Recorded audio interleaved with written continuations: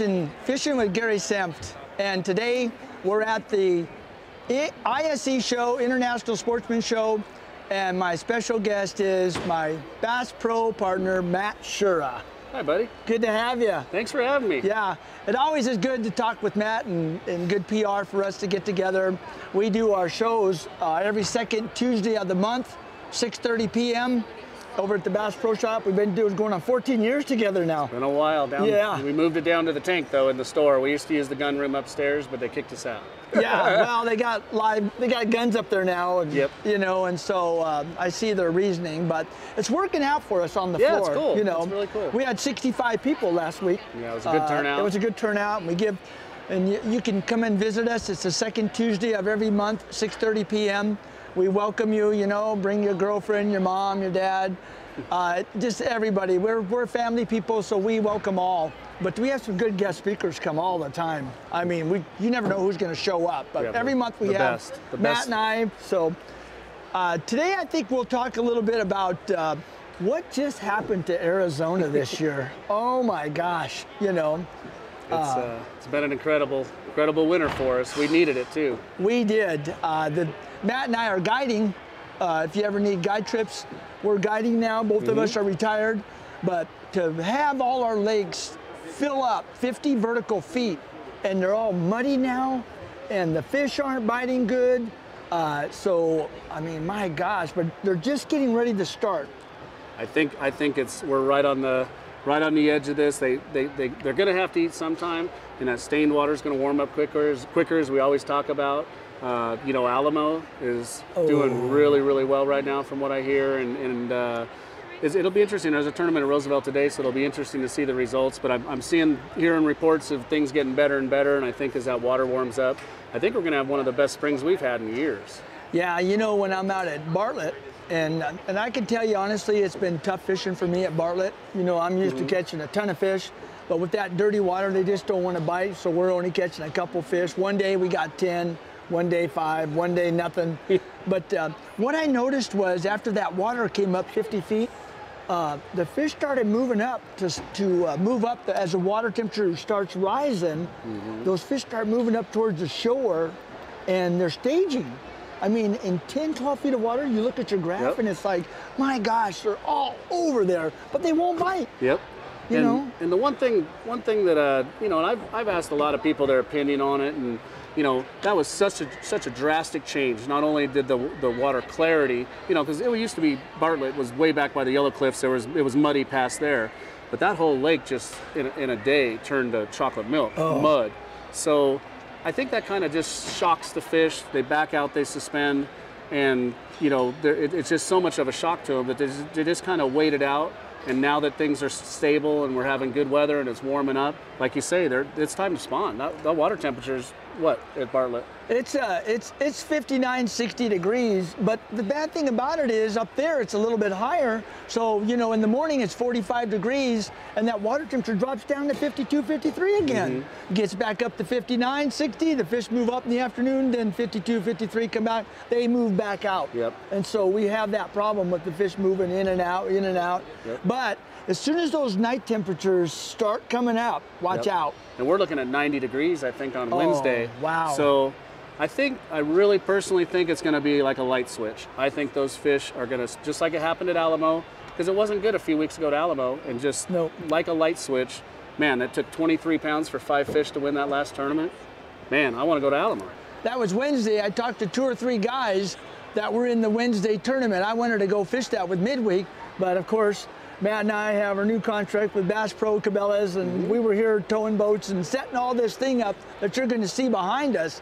So that was a lot of work, wasn't it? Oh man, I'll tell you, there's a lot of work that goes into these boat shows to make this awesome display, and but it's a lot of fun too. We have fun doing it. We kind of mess with each other, sometimes. Yeah. Our Nitro team and the Cabela's team are a great group of guys, and just fun to work with. Right. So Roosevelt Lake. Now that's a great lake for us.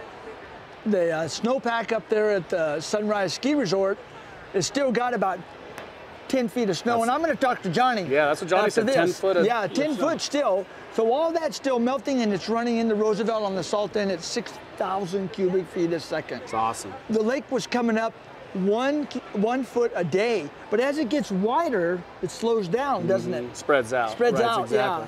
So, but that's a lot of water. I mean, that's a lot of area for lot. those fish to move up in. A lot of brush, a lot of trees, a lot of nutrients coming in. A lot of all that stuff's getting flooded, and that's what makes these fish big.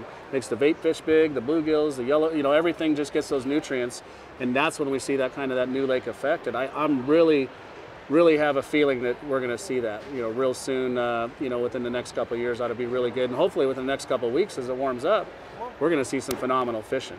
Well, I've talked to a number of people where they've actually started catching the fish there, you know, on crankbaits and chatterbaits. I heard too. Chatterbaits, spinnerbaits, you know, Right. crankbaits in that 2 to 6 foot of water where those fish are moving up and having their beds. We just can't see them yet right now. That's exactly what I heard. There's with all that brush right on the bank, those fish, the guys that I'm talking to that are catching them are already catching them in that brush. So they're moving up with the water, and nice.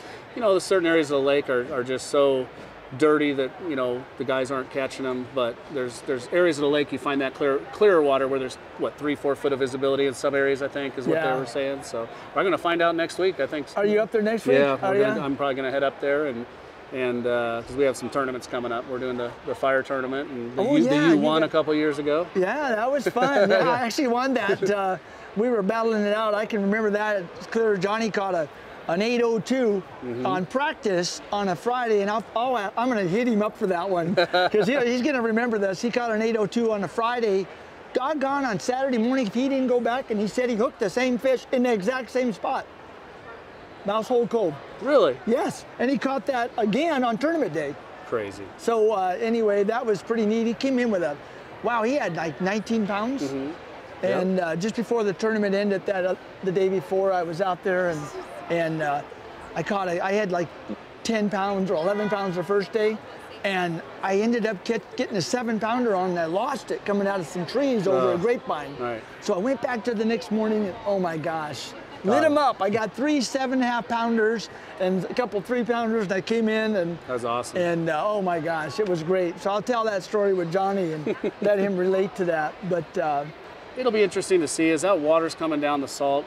You know, and you said 6,000 cubic feet.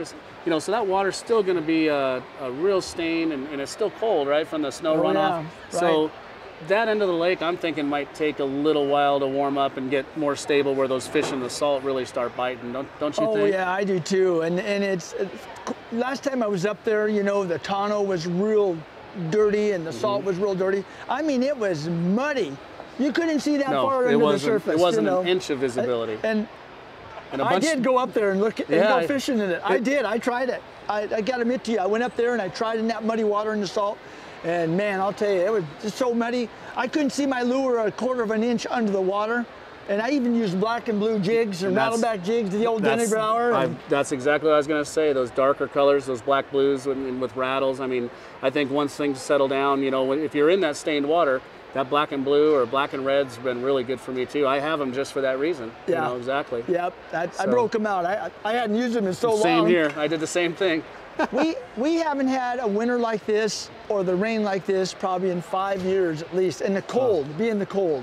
So this set like a really good, and it's a blessing that all our lakes are full except Roosevelt. I think it's going to fill up. I really do. Everybody says it's not, but we're going to see, because you got water coming in from the tonneau still, you know, rolling in pretty good. But it's about over. It's down to about 800, 700, 800 cubic feet a second. It's slowing down. The Salt River Project, now you know how they keep the snowpack statistics. They said that they could see Roosevelt going 80%, but you don't know. Yeah. Another hard rain. We'll see. And on that snow, that could cause a flood, and that sucker could fill up. Yeah, no, it's neat to see, regardless of if it fills to the top or not.